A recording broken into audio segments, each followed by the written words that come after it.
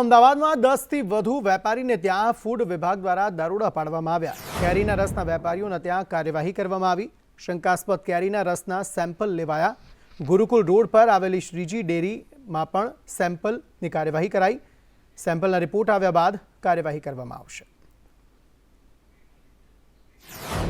Routing કાર્યવાહીમાં અલગ અલગ ફેક્ટરીઓમાં અલગ અલગ ખાદ્ય પદાર્થ બનાવતા હોય છે એ લોકોનું રૂટિંગ ચેકિંગ અમારું ચાલુ જ હોય છે।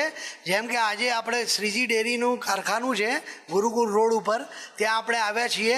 અમે પહેલાં એ લોકોની કેરીઓની ગુણવત્તા ચેક કરતા હોઈએ છીએ।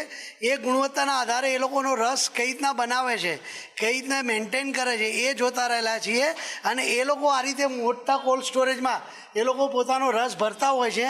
જેમ ગ્રાહકની જરૂરિયાત મુજબ અહીંથી કોલ્ડ ચેન મેન્ટેન કરી અને એ લોકો એમને સપ્લાય કરતા હોય છે।